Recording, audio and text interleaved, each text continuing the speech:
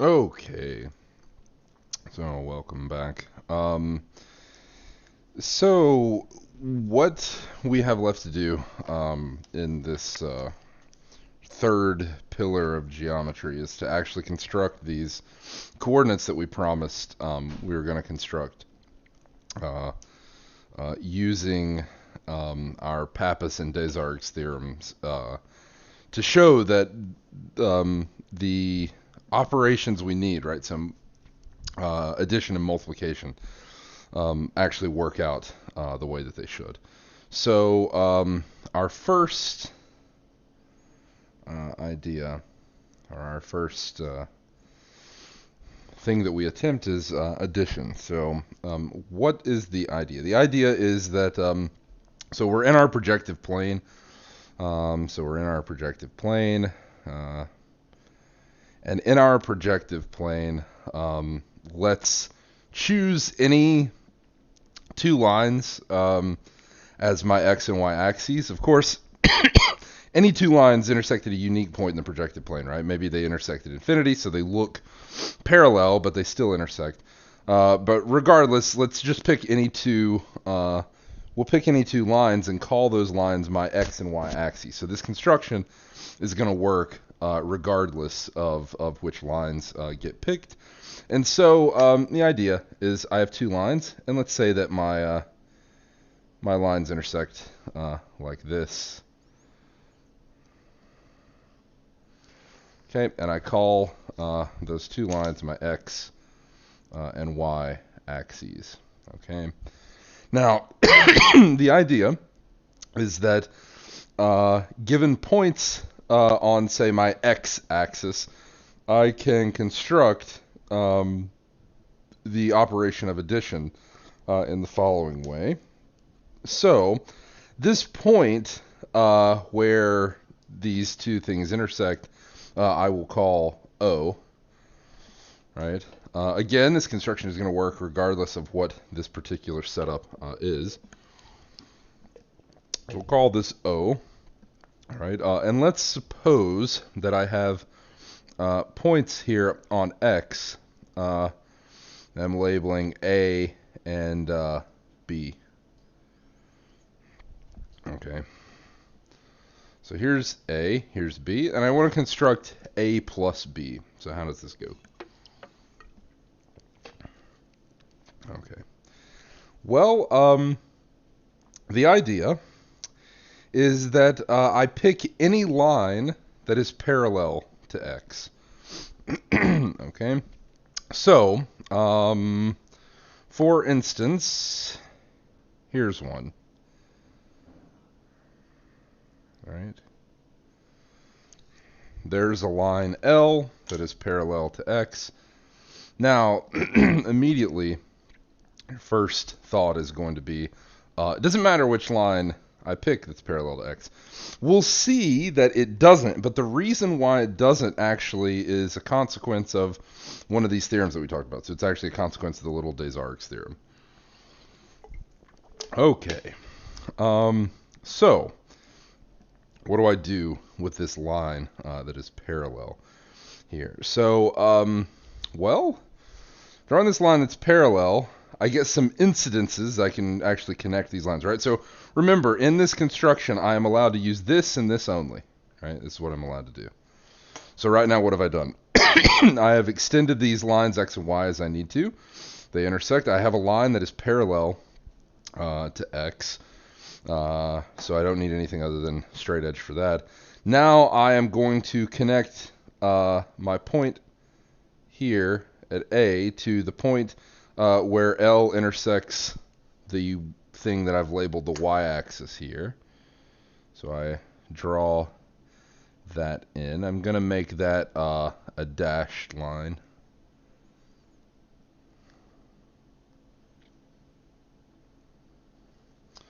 Okay. And so I've drawn in this dashed line from the point that I'm calling A, right, to the point where L intersects the y-axis. Okay.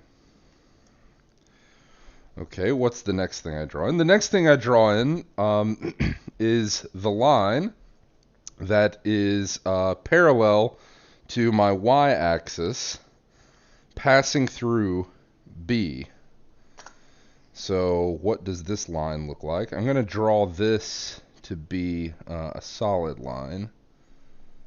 Let's see, what does this line look like? Yeah. All right.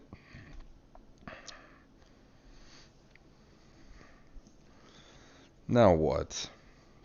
Now I use this point and I draw in the line that is parallel to my dashed line through this point on L, intersecting my x-axis. So if I do that, what do I get here? So if I draw this in,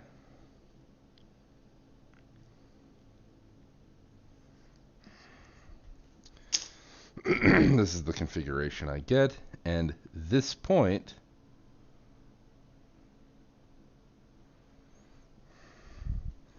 drawn in this way is A plus B. So that point is what we call A plus B. Okay. So to write out, again, what I do here. So first step, so I draw, draw a line from A to the point where my parallel line L meets the y-axis.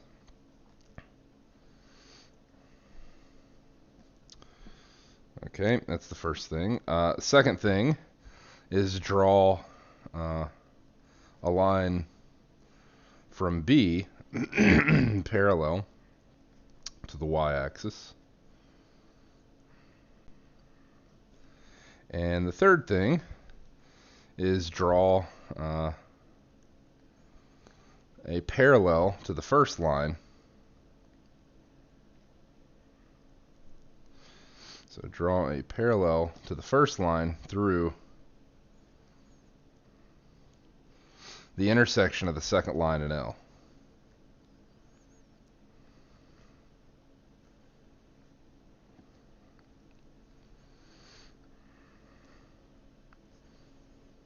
Okay.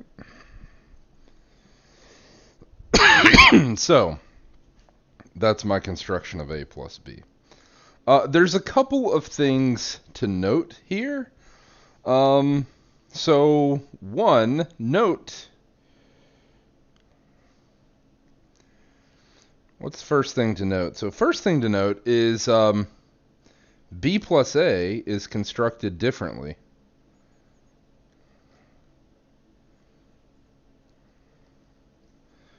from A plus B.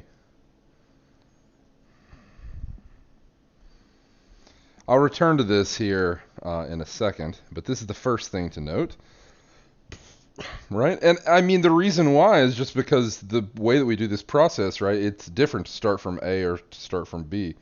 Like we do a different thing here, right? In fact, if I drew in the picture of B plus A, which I'll do here in a little bit,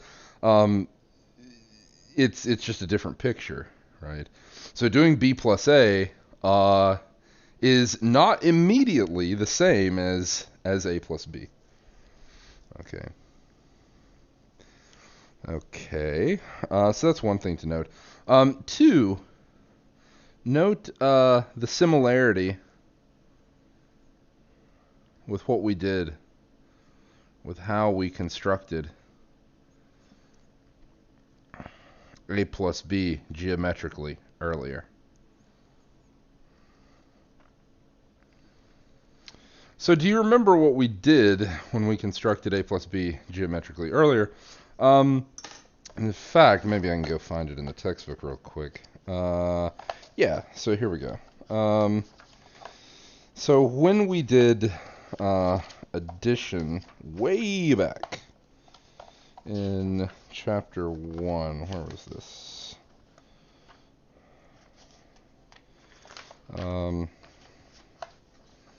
Here we go. So here's the nice picture. So we did this on like the first day of class, basically.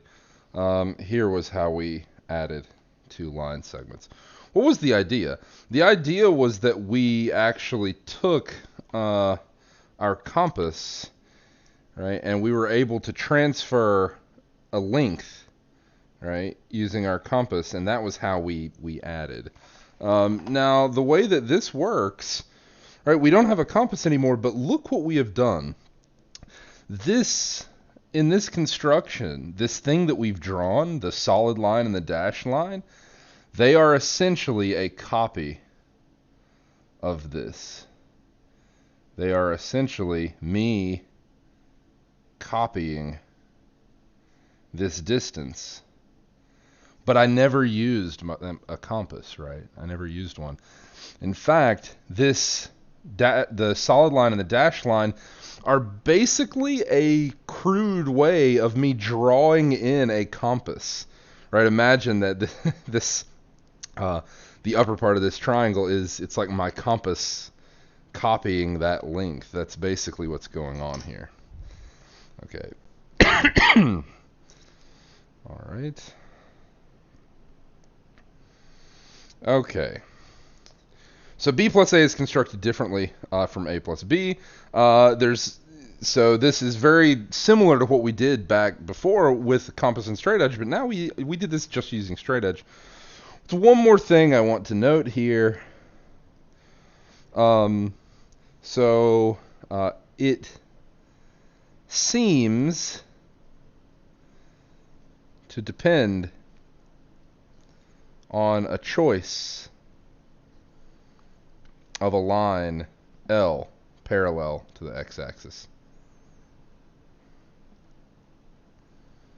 Right. Now remember, of course, we've chosen what we're calling our x and y axes here. We could do this construction for any 2 lines that we've labeled like that. Okay, let's dispel this last one first, because this would actually be pretty disastrous for us if that was the case. So I think what is best to do to dispel this is to actually show you a diagram rather than trying to draw one, which would take me too long. So actually, it turns out that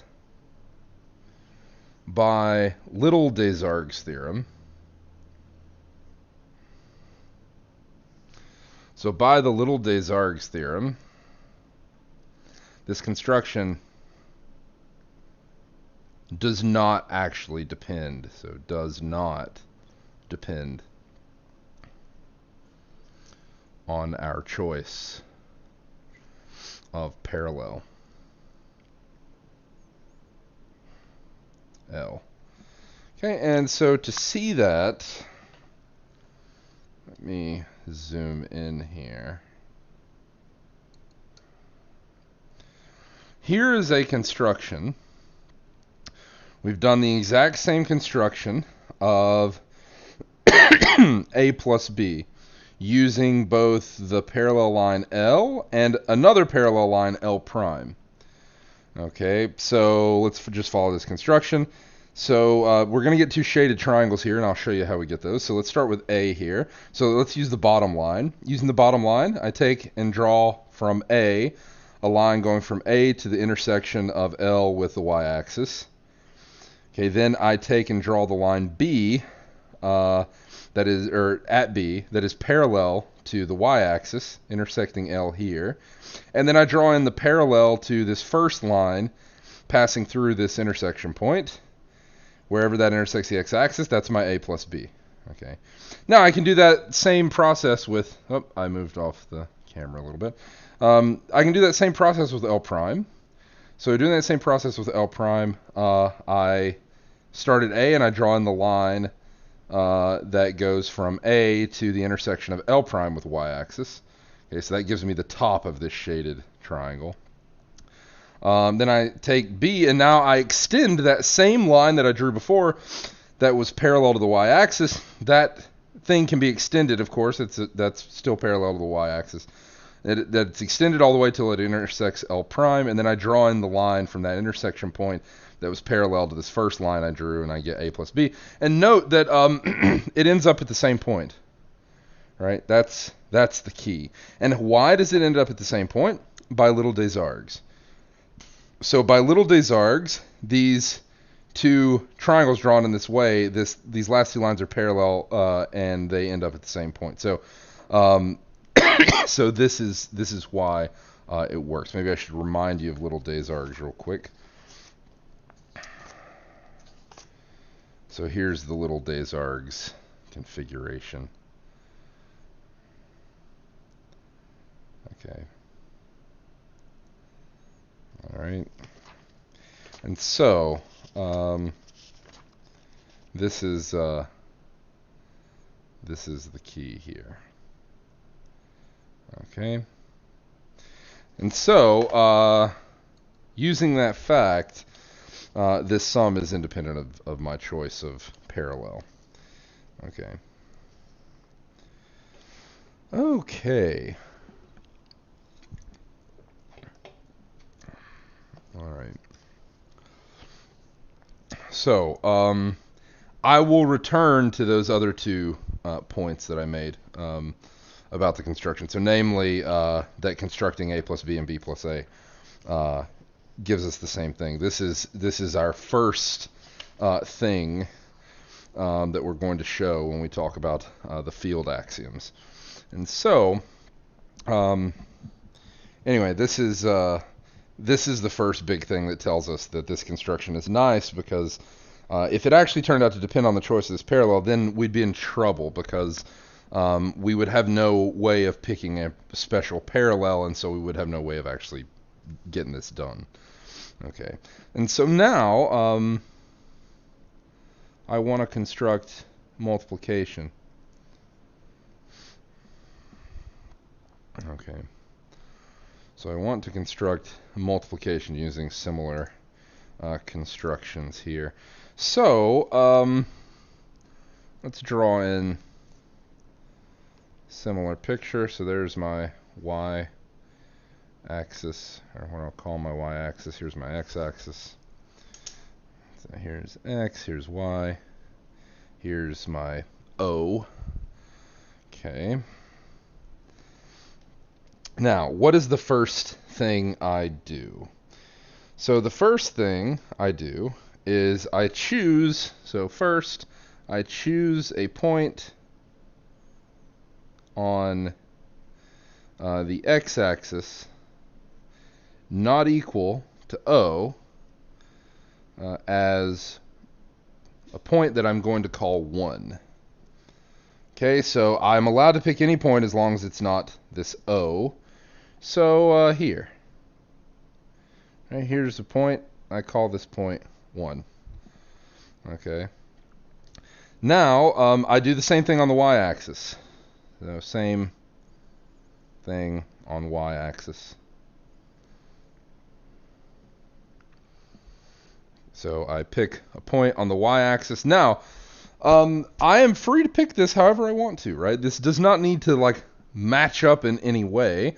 So here's my 1 on the y-axis. Okay. Again, I pick this point in such a way that this point is not O. Other than that, I'm free to choose this to be whatever. Okay. All right. So now what? So again, on the x-axis, let's say I have a point A and another point B, and I want to construct A times B. Okay, so I want to construct A times B. So how do I do that? Okay, so first I draw in the line that connects the two points I've called 1 on my x and y axes. So here. Okay, here's my line that connects my 2 points I'm calling 1. Okay. All right, so then now what do I do? Well, now I draw in a line connecting A with the point 1 on the y-axis. So I'll draw this as a dashed line.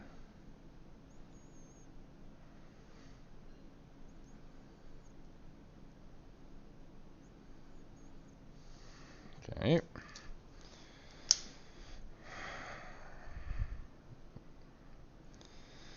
All right. Then what? Then I draw in another solid line that is parallel to this line connecting the 1's through B and see where that thing intersects the y-axis.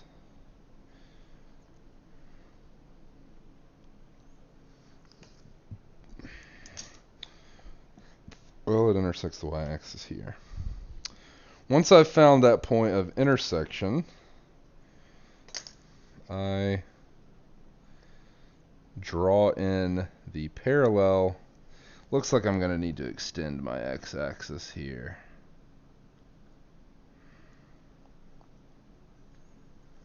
Okay, so let's extend my x-axis a little bit. I'm going to draw in my parallel to the dashed line passing through this point.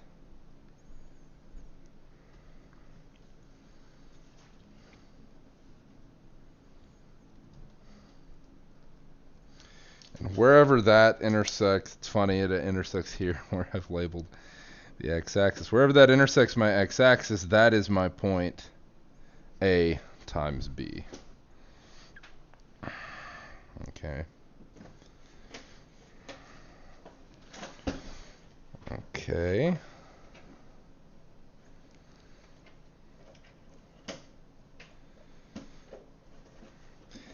Now, you're going to have some things to say here.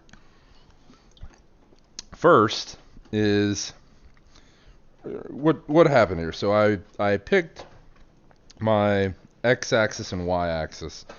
The point of intersection I labeled O, so there was no real choice there once I've picked my lines that I'm calling my x and y axes. So the question is, what's going on here? What are my other choices that I'm making? So I make the choice of where I put this 1 on the x-axis and where I put this thing I'm calling 1 on the y-axis. So those are two choices that I make.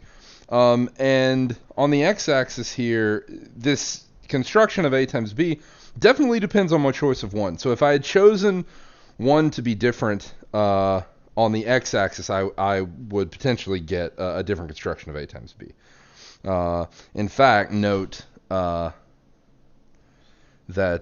A times B is equal to B if A is equal to 1, right? But A times B is not equal to B if A is not equal to 1. And so the choice of 1 here, right? So if I'd taken in the same picture and I'd move my 1 to be where my A was going to be, that would alter how this A times B is constructed. Okay. All right, so it definitely depends on my choice of 1 on the x-axis. That's okay. But it actually doesn't depend on my choice of 1 on the y-axis. Okay, but this construction does not depend on my choice of 1 on the y-axis.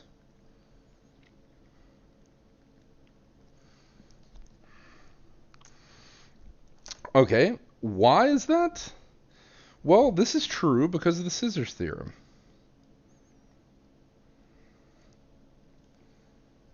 So the scissors theorem was something we did last time.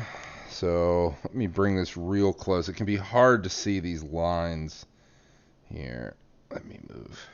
There we go. It can be really hard to see these lines unless you're really close up. So here we go. This is, and it says here in the figure, why the product is independent of 1 on the y-axis. So here's my configuration of my x and y axes. Here's my construction where I've chosen 1 on the x-axis I've chosen 1 on the y-axis. Suppose that I chose a different 1 that I call 1 prime on the y-axis here. If I use this 1 prime to construct A times B, the scissors theorem tells me that the lines that I get from this construction match up. What do I mean by match up? So ignore 1 prime for a second and all lines going to 1 prime. So to construct A times B from A and B here, with my choice of 1 on the x-axis and 1 on the y-axis, I draw in 1 to 1. I connect A to 1. Right? Then I draw in the parallel from B to this line connecting the 1s. And then I draw in the parallel from the line to A, connecting it to 1 on the y-axis. And that gives me, wherever this line intersects the x-axis, that's A times B. Now, if I do that same construction using 1 prime instead, right, so I connect 1 and 1 prime, that gives me this dashed line. Then I connect A and 1 prime. Then I draw in the parallel from B, or that passes through B to this original dashed line connecting 1 and 1 prime. And then I draw in this last dotted line that's parallel to the line connecting A and this other 1 prime. And the scissors theorem says that these two things have to match up. These two lines are parallel, so they have to match up. They're the same. They end at the same place here. Okay, and that's by the scissors theorem. Remember, so look, these look like 2 pairs of scissors. Right, that's why it's called the scissors theorem. Okay. So the value of A times B does depend on our choice of 1 on the x-axis, but not the choice on the y-axis. Okay. So there's not as many choices there as it seems. Okay. So the next thing to note is the following. So here's a question. Can I do the same constructions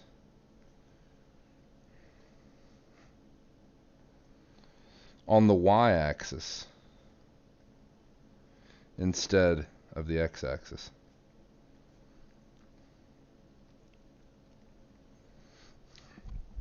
So intuitively, you feel like the answer should be yes, right? Intuitively, it seems like the answer should be yes. And it is, right?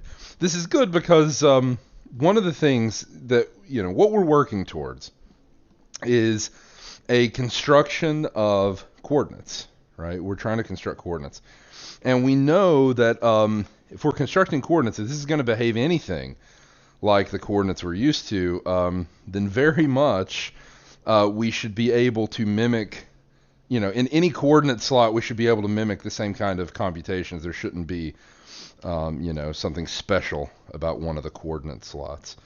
And so the answer is yes. This is known as the interchangeability of axes.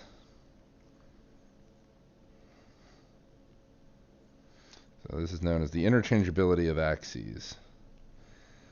And to see this, we have a quick definition. Let me draw in another x and y axis. So here's my O, here's my y axis, here's my x axis. And let's say that I've chosen my units here. So I've chosen my unit on the x-axis, and here's my unit on the y-axis. Okay. I connect these two things, and I say that connected in this way, these are corresponding points. So my units on the x and y axes correspond in this way. Of course, it wouldn't matter what points I chose here. I can always connect them with a line. So my choice of units correspond in this way. To see how other points correspond, however, for instance, if I have any point A here, to see what its corresponding point over here looks like, I use this first line, and I draw in the parallel. So I draw in the parallel to this first line.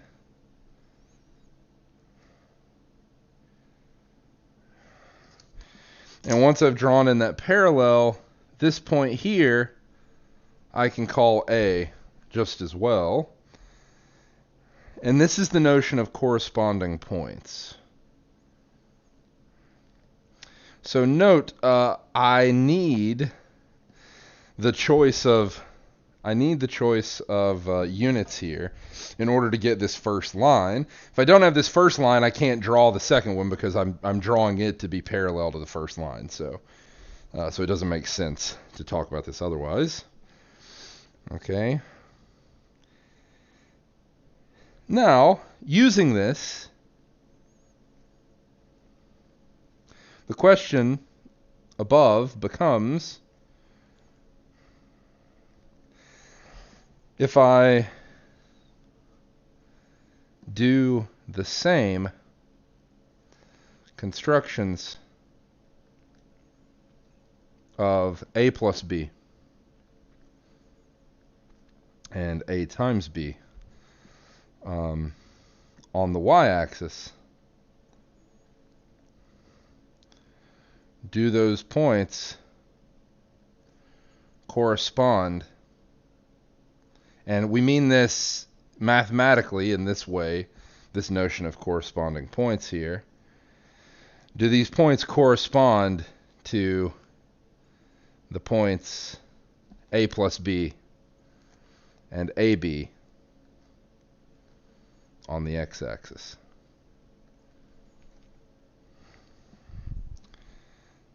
And the answer to that is yes, they do. Okay. Again, not to spend too much time on the drawing of this, to see how A plus B corresponds, let's have a look here.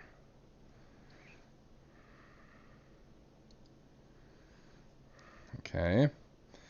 So some of these lines are really light. Let me try to get a little bit closer here. Okay, all right. So this is a really light line here, so is the one corresponding to L. So that's not bleed through from a previous page or from a page on the back. That's actually this is here, maybe I'll trace it. So this is an actual line, and so is this. It's just light gray. Okay, and so we have our x-axis and y-axis, and now I've drawn in corresponding points here. So A corresponds to A here, B corresponds to B here. Now let's construct using my parallel L here. So using my parallel L, I can have a look at this construction using L to get A plus B on my x-axis. Okay. Then for y, now I need to use a parallel to y, and that's called M here. So using a parallel to y to construct A plus B in the exact same way, I get an A plus B, and the question is, do they correspond in the sense that if I connect the A plus B I've constructed on my y-axis with the A plus B I've constructed on my x-axis, do they actually correspond, meaning does the line drawn between them, is it parallel to these correspondence lines for A and B? And the answer is yes, it is, as this picture shows. Okay. Now, why does it work out that way? Well, if I'm going to bring this back here so that you can pause and have a look at this. What do you notice about it? Might be a little bit hard to see it the way that it's configured here. This is the Pappas configuration. So this is the Pappas configuration. It's just a special case of it. So recall, let me bring back to you the projective Pappas theorem. So 6 points lying alternately on two straight lines Form a hexagon whose three pairs of opposite sides meet on a line. So this is the Pappus configuration. Now, you might look at that and say, where does this picture come in? Okay. Well, I want you to think about that. So look at this configuration. Compare with our projective Pappus theorem to see why these things match up. So I'm going to say right now that this is due to Pappus. But I want you to think about why this works in this way. So this is due to Pappus. These correspond in this way. Okay.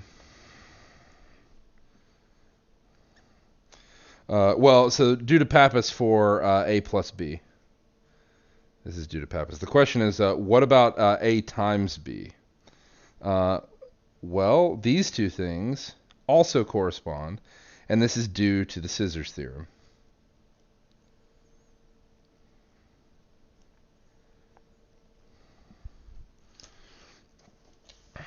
So this is due to the scissors theorem, and to see this, here's my picture.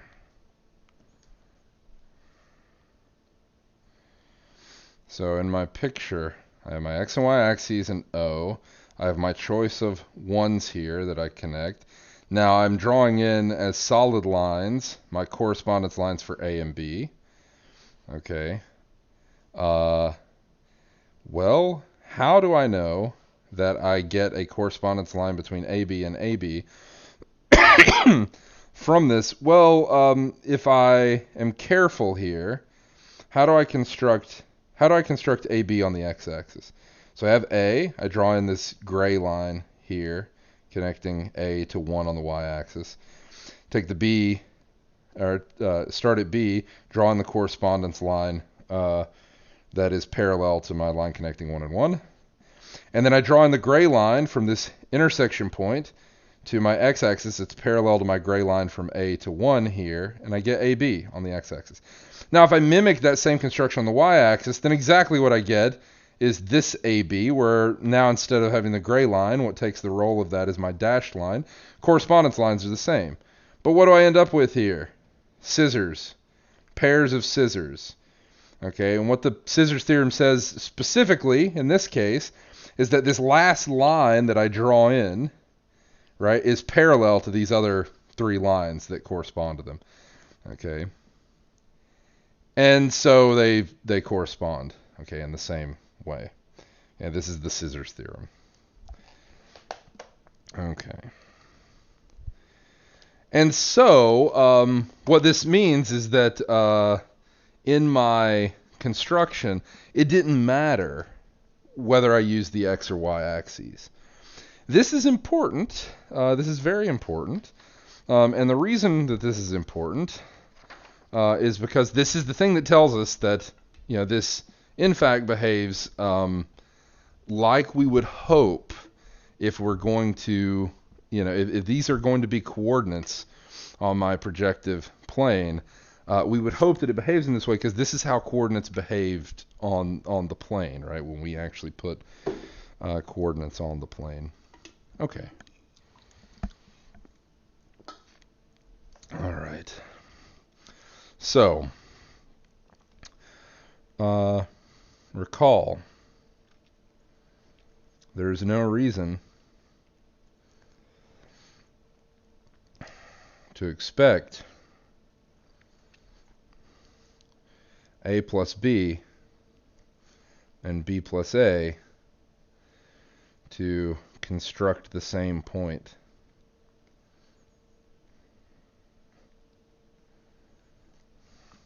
That's kind of a weird way of putting it. Similarly, for A times B, or A times B is equal to B times A. Right? There's no reason to expect these two constructions to construct the same point. Why? right? So why? Well, they're just different constructions, right? The constructions are different.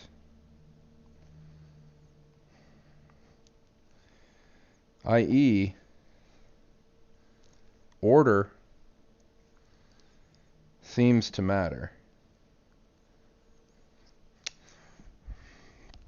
Okay.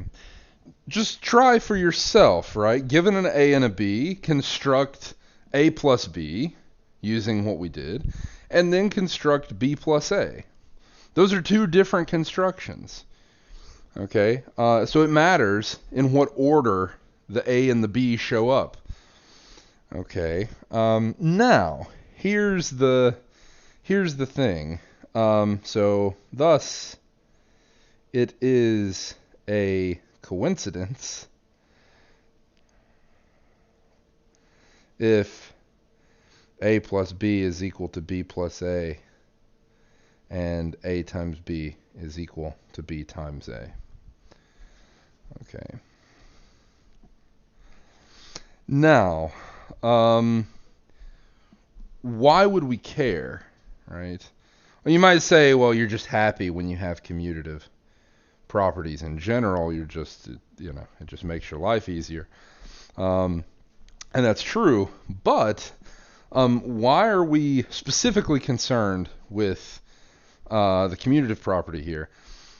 We are hoping, right, that we're putting coordinates on our space, and coordinates for us mean that we have, a way of describing points, and the algebra of those points is nice. And the algebra of those points is similar to the algebra that we had for coordinates, when we first brought in coordinates in the plane. So that algebra was nice. And what was that algebra? So we listed this back in chapter 4. These are the field axioms. So we want the algebra of our coordinates to be nice. This is what we want. Well, what does nice mean?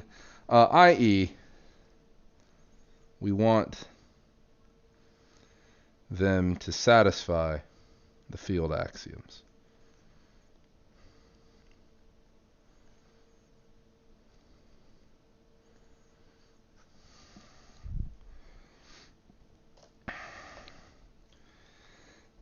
Okay.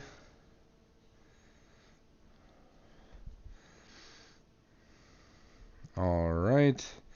Now, what are the field axioms? So the field axioms assume the existence. So they're called the field axioms because any set that has binary operations called plus and multiplication that satisfies this list of axioms is called a field. Okay, and so some objects are supposed to exist. So one is we have the existence of an additive inverse, right? That's a thing that you can add to another thing to get 0, right? We need that to exist for everything. A multiplicative inverse needs to exist for every non-zero entry. Additive identity, multiplicative identity, these are the things that we have to have. So what do we need for the field axioms? Maybe I should get another sheet of paper so that I don't run out of room. So what's field axioms? So field axioms. So what does something need to be a field? So we need 0 and 1. Well, it doesn't really make sense to talk about 0 and 1 before I've mentioned that we need operations called plus and multiplication. Okay. Now, I'm not going to use the dot for multiplication. I just did that to denote the operation itself, but multiplication we're always just going to denote by, writing letters next to each other. So we need two operations, plus and multiplication. Okay, so we have plus and star or dot. We need 0 and 1. These are the additive identity and multiplicative identity. So these are two elements such that when I add 0 to anything, I just get what I started with. And when I multiply anything by 1, I get what I started with. Okay. We need minus a. This is additive inverse. And a to the minus first, which is multiplicative inverse for all non-zero a, right? 0 doesn't have a multiplicative inverse. Okay.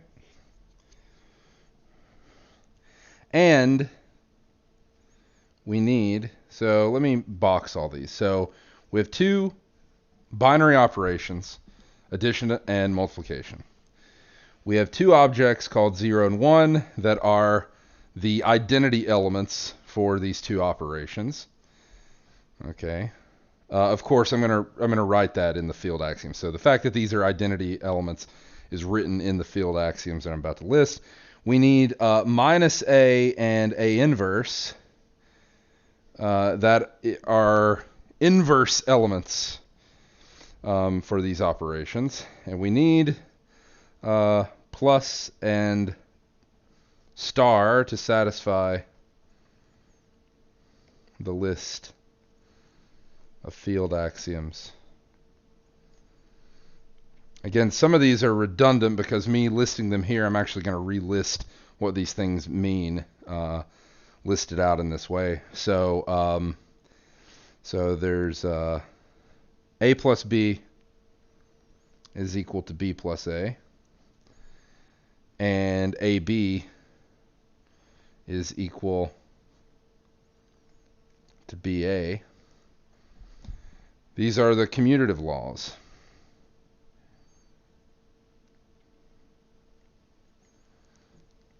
So I need both of these operations to be commutative.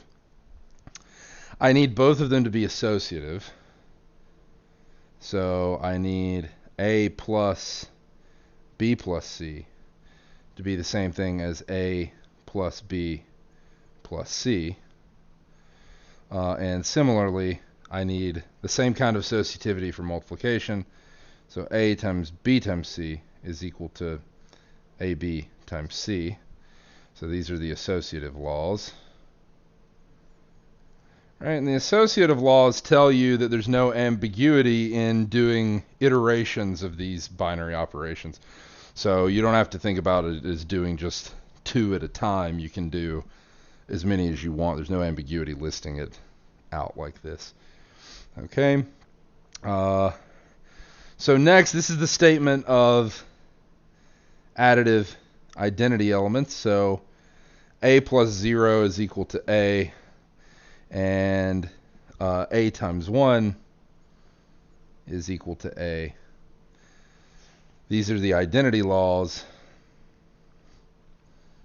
So this previous statement I wrote up here that I need additive and multiplicative identities, that's 5 and 6 here. So these don't double count these. These are totally included in 5 and 6. So this is the statement that for any a in my field, this is true for those elements that I'm calling 0 and 1.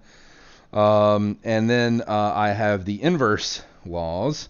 So if I add a and what's called minus a, I get 0. And if I multiply a by a inverse, I get 1. So these are the inverse laws. Of course, this a inverse only exists if a is not the 0 element. And then one more law. This is the distributive law. So a times B plus C is equal to AB plus AC. So this is the distributive law. Okay. All right. Now you might say, wait, don't you need another distributive law? For the other distributive property. The answer is no, because I already have commutativity.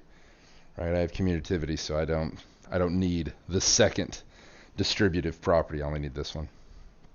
Okay. And so there's 9 field axioms. Okay, 9 of these things. And I want all 9 of these things to be satisfied by these constructions that I've done. Now, I don't have time to do this today. I'll do this next time. We'll start on this. In fact, next time I should be able to prove all of them. So next time we will show that our operations of plus and multiplication constructed today satisfy the field axioms.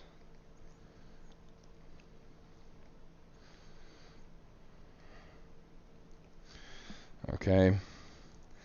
Now, they satisfy the field axioms because we're assuming the Pappus and Desargues theorems. If we did not assume Pappus and Desargues, if we assume neither of those, then they would not necessarily satisfy them. In the case of RP2, they would, because in RP2 you have Pappus and Desargues. But we could construct examples of projective planes that did not satisfy them. So there are some pretty exotic examples of these things, and I'll talk about them. They're in some of the exercises in the textbook, and I may have you all construct one of them as homework. About the homework, you'll have some homework coming up, and I will make sure that all of your grades are in soon. This was hampered by my recovery, but everything's fine now. So anyway, I will be in touch, and I'll let you know when that stuff is posted. But anyway, I will see you all Friday.